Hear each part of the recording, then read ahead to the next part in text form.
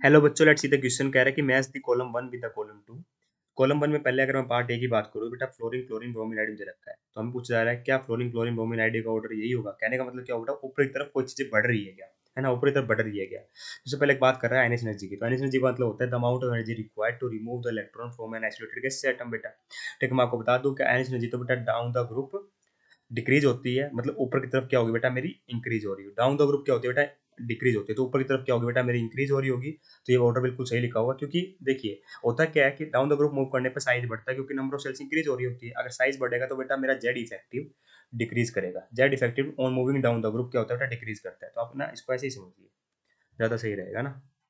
कि सबसे पहले ना डाउन द ग्रुप हमें समझने की आदत है, तो उस हिसाब से समझिए ताकि आप कंफ्यूजन ना हो। तो डाउन द ग्रुप क्या होता है बेटा, मेरा साइज इंक्रीज होता है। साइज क्यों इंक्रीज होता है, क्योंकि नंबर ऑफ सेल्स इंक्रीज हो रही होती है। अगर साइज इंक्रीज होगा तो Z effective that is effective nuclear charge क्या होगा बेटा, डिक्रीज करेगा। जेड इफेक्टिव क्या होता है बेटा, attraction between the nucleus and the outer most electron, ये डिक्रीज करेगी। तो बेटा आयनिक एनर्जी क्या होगी बेटा मेरी, ये भी डिक्रीज करेगी। आयनिक एनर्जी का मतलब क्या है, the amount of energy required to remove the electron. तो बेटा डाउन द ग्रुप मूव करने बेटा मेरा साइज बढ़ता है, तो इलेक्ट्रॉन निकालना आसान हो जाता है, तो कम एनर्जी देनी पड़ती है। और बात करें delta L electron gain enthalpy की, तो इलेक्ट्रॉन गेन एंथैल्पी क्या होती है बेटा, इलेक्ट्रॉन एंथैल्पी का मतलब क्या है, the amount of energy absorb, मतलब जनरली बेटा वैल्यू नेगेटिव होती है।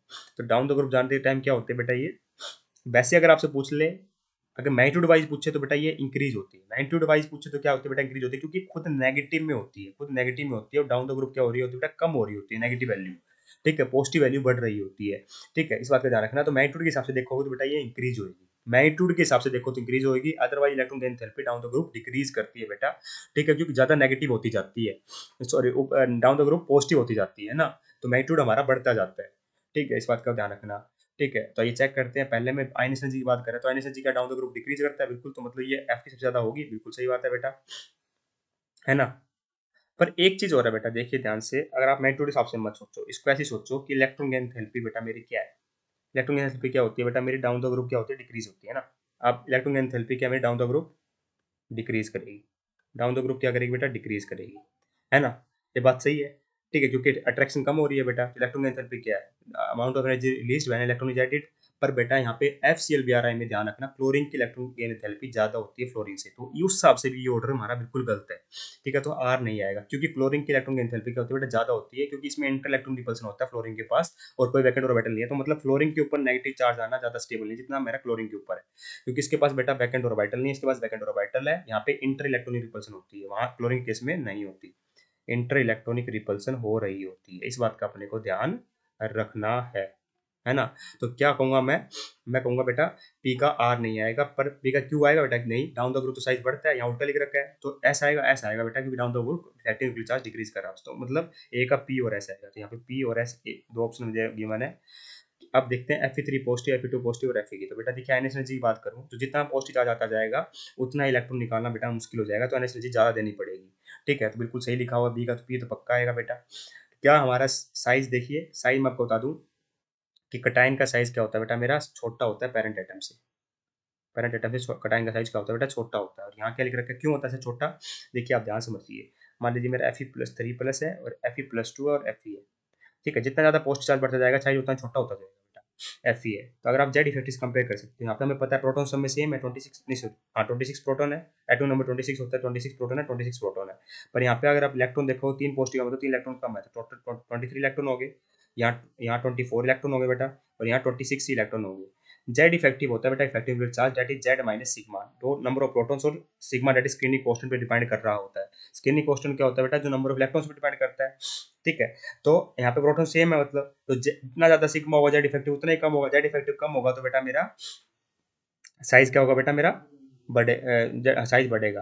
सबसे ज्यादा नंबर ऑफ प्रोटॉन्स किस में बेटा, Fe में, मतलब सबसे बड़ा साइज किसका है, Fe का होना चाहिए। उसके बाद किसका साइज होगा बेटा, मेरा Fe+2 का होगा, फिर मेरा Fe+3 का साइज हो रहा होगा। ठीक है, यहाँ क्या लिखा हुआ बेटा, उल्टा लिखा हुआ, तो साइज तो आएगा नहीं पी का। ठीक है, बात करें डेल्टा Eg की, तो मैं आपको बता दूं बेटा, जितना जो डेल्टा एच ईजी है बेटा वो बढ़ता जाएगा, कि जितना पॉजिटिव चार्ज होगा उसमें इलेक्ट्रॉन वो उतने जल्दी चाहेगा इलेक्ट्रॉन को ऐड करवाना। ठीक है, इलेक्ट्रॉन की एंथैल्पी है, तो मतलब ये बढ़ेगा हमारा ना, पी का तो आर तो कंफर्म आएगा। इफेक्टिव न्यूक्लियर चार्ज, तो बेटा देखिए अभी देखा हमने, इफेक्टिव न्यूक्लियर चार्ज किसका बड़ा होगा, Fe3 पॉजिटिव का होगा, ये तो साइज था ना, ये साइज का ऑर्डर था। ठीक है, इफेक्टिव न्यूक्लियर ज्यादा किसका होगा, जिसमें जिसमें नंबर ऑफ इलेक्ट्रॉन्स कम होंगे, प्रोटॉन सेम ही है सब में, तो नंबर इलेक्ट्रॉन कम किस में, Fe3 पॉजिटिव में, सबसे ज्यादा effective nuclear charge Fe3 positive का होगा, तो मतलब पी आर ऐसा आएगा। ठीक है। अब बात करते हैं सी ऑप्शन की। ठीक है। इसमें आई नेगेटिव है, तो आई नेगेटिव इसका मतलब जितना बड़ा अनाइन साइज उतना ही बड़ा, मैं समझा ही चुका हूँ आपको। ठीक है, पेरेंट एटम हो गया, जितना कटाइन साइज उतना छोटा, ये चीज मैं समझा भी चुका हूँ, जेड इफेक्टिव से देखते हैं। तो इसका मतलब क्या होगा, साइज तो बिल्कुल सही लिखा हुआ, तो सी का क्यू तो कंफर्म आएगा। आयनिक एनर्जी का मतलब होता है the amount of energy required to remove the electron, तो बेटा इसके पास नेगेटिव चार्ज से इलेक्ट्रॉन निकालना आसान होता है, तो आयनिक एनर्जी का ऑर्डर तो ये होगा नहीं, पी तो आएगा नहीं बेटा इसका। ठीक है, इफेक्टिव न्यूक्लियर चार्ज की बात करोगे तो बेटा देखिए, जिसके अंदर पहले से नेगेटिव चार्ज है तो उसमें इलेक्ट्रॉन ऐड करना बहुत मुश्किल होता है, तो इसका मतलब क्या हुआ, इसका हमारा आर भी आएगा। ठीक है, तो मैग्नीट्यूड की बात करें ना बेटा, तो इसमें इलेक्ट्रॉन की एंथैल्पी क्या होगी बेटा मेरी, हमें एनर्जी देनी पड़ेगी बेटा, रिलीज नहीं होगी। ठीक है, तो इसमें इलेक्ट्रॉन की एंथैल्पी इसकी होगी बेटा कम होगी। ठीक है, कभी नहीं चाहेगा इलेक्ट्रॉन ऐड करवाना, तो इलेक्ट्रॉन ऐड कराना चाहेगा ना, उसकी इलेक्ट्रॉन की एंथैल्पी हमारी कम होगी, तो आर तो आएगा नहीं, आर आएगा ही नहीं बेटा ना, तो ये ऑर्डर गलत है बेटा ना, ज्यादा किसकी होगी, जिसमें पॉजिटिव चार्ज होगा। ठीक है, उस इफेक्टिव न्यूक्लियर चार्ज की बात करोगे बेटा, तो इफेक्टिव न्यूक्लियर चार्ज मैंने आपको अभी समझाया कि आई नेगेटिव का मतलब इलेक्ट्रॉन ज्यादा, तो इफेक्टिव न्यूक्लियर चार्ज क्या होगा बेटा, कम होगा ना। सिग्मा इलेक्ट्रॉन पे डिपेंड करता है, नंबर ऑफ प्रोटॉन सब में सेम ही होंगे, क्योंकि सेम पेरेंट एटम सेम है बेटा, आयोडीन आयोडीन आयोडीन है, नंबर ऑफ प्रोटॉन सेम है। ठीक है, तो जितना ज्यादा इलेक्ट्रॉन उतना जेड इफेक्टिव कम, इलेक्ट्रॉन ज्यादा किसमें, आई नेगेटिव में, तो जेड इफेक्टिव का कम होगा, तो उल्टा लिख रखा है यहाँ पे, तो केवल क्यू आएगा बेटा, इसका केवल क्यू आएगा, यहाँ दे रखा केवल क्यू। ठीक है, तो ये ऑप्शन नंबर 3 ही बचा बेटा मेरा ना। बात करते हैं ऑक्सीजन कार्बन बोरोन नाइट्रोजन की। ऑक्सीजन कार्बन बोरोन नाइट्रोजन की, तो देखिए बेटा मैं आपको बताता हूँ, कार्बन है ग्रुप 14 का एलिमेंट, बोरोन है बेटा ग्रुप 13 का एलिमेंट, नाइट्रोजन है बेटा ग्रुप 15 का एलिमेंट, और ऑक्सीजन है बेटा मेरा ग्रुप 16 का एलिमेंट है ना, 16 14 15 14 और ग्रुप 13। तो लेफ्ट टू राइट मूव करने पर बेटा मेरा साइज क्या होता है, डिक्रीज करता है, साइज डिक्रीज करता है, क्योंकि अट्रैक्शन बेटा मेरी क्या हो रही होती है, जेड इफेक्टिव मेरा इंक्रीज हो रहा होता है। जेड इफेक्टिव क्या होता है, जेड माइनस सिग्मा। ठीक है, तो नंबर ऑफ प्रोटॉन्स बढ़ने का प्रभाव ज्यादा होता है, तो जेड इफेक्टिव मेरा बढ़ता है, जेड इफेक्टिव बढ़ेगा तो बेटा मैं आपको बता दूं आयन एनर्जी क्या होती है, बढ़नी चाहिए, बट बेटा ऑक्सीजन की आप इलेक्ट्रॉन नाइट्रोजन की इलेक्ट्रॉन कोएफिशिएंट देखो तो बेटा इसमें 2p3 आता है, तो ये हाफ फील्ड है, तो इसकी आयन एनर्जी क्या होती है बेटा, नाइट्रोजन से ज्यादा हो जाती है। सो नाइट्रोजन की आयन एनर्जी थोड़ी सी ऑक्सीजन की ज्यादा हो जाती है, क्योंकि हाफ फील्ड तो ज्यादा स्टेबल होता है, इलेक्ट्रॉन निकालना मुश्किल होता है।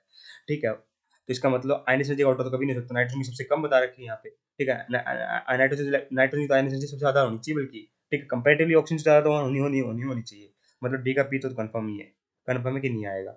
साइज की बात करो बेटा, तो लेफ्ट राइट मूव करने साइज डिक्रीज करता है। ठीक है, तो ऑक्सीजन का साइज सबसे छोटा होगा बेटा, यहाँ पे सबसे ज़्यादा अधिकारक का मतलब क्यू भी नहीं आएगा। ठीक है, बात करें इफेक्टिव न्यूक्लियर चार्ज की, तो मैं आपको बता दूं, वैसे तो लेफ्ट राइट मूव करने पर मेरा क्या होना चाहिए, इफेक्टिव न्यूक्लियर चार्ज क्या होना चाहिए, बढ़ना चाहिए, तो सबसे ज़्यादा ऑक्सीजन का। ठीक है, पर नाइट्रोजन में इलेक्ट्रॉन ऐड कराना बहुत मुश्किल होता है, क्योंकि हाफ फील्ड है बेटा, तो ये सबसे आखिर में चला जाता है, ये चला जाता है बेटा सबसे, यहाँ पे सबसे आखिर में जा रहा होता है ना, सबसे आखिर में जाएगा।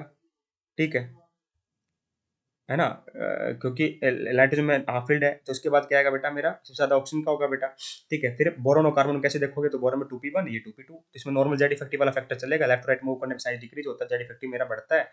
ठीक है, और मेरा जो इलेक्ट्रॉन ऐड कराना बेटा किसमें आसान है, बोरोन और कार्बन में आराम से बेटा, इलेक्ट्रॉन ऐड जल्दी किसमें होगा, मेरा कार्बन में ज़्यादा जल्दी इलेक्ट्रॉन ऐड कराना ज़्यादा इफेक्टिव किसमें होगा बेटा मेरा, sorry Z effective, electron cancel की ज़्यादा होगी, कार्बन में ज़्यादा होगी एज कम्पेयर टू बोरोन की, है ना, क्योंकि जेड इफेक्टिव मेरा क्या हो रहा है, बढ़ रहा हो रहा है। ठीक है, बस नाइट्रोजन की कम की जाती है बेटा, क्योंकि हाफ फील्ड होता है, तो इसमें इलेक्ट्रॉन का ऐड कराना बहुत मुश्किल होता है, इसलिए तो डेल्टा एच इजी बेटा कम हो जाएगा, तो डी का हमारा आर आ रहा होगा। तो आइए चेक करते हैं, डी का आर यहीं दे रखा है, तो ऑप्शन नंबर 3 परफेक्टली करेक्ट है। हाँ, डी का अगर आप चेक करोगे एस के लिए, इफेक्टिव न्यूक्लियर चार्ज के लिए, तो इफेक्टिव न्यूक्लियर चार्ज हमें पता है लेफ्ट राइट मूव करने पे बढ़ता है, सबसे ज्यादा किसका होना चाहिए, ऑक्सीजन का, उसके बाद किसका होना चाहिए, नाइट्रोजन का, यहाँ कार्बन लिख दिया तो ये इसलिए इनकरेक्ट है, तो डी का केवल आर आएगा। I hope you understand the answer, option number 3 is perfectly correct here, thank you so much.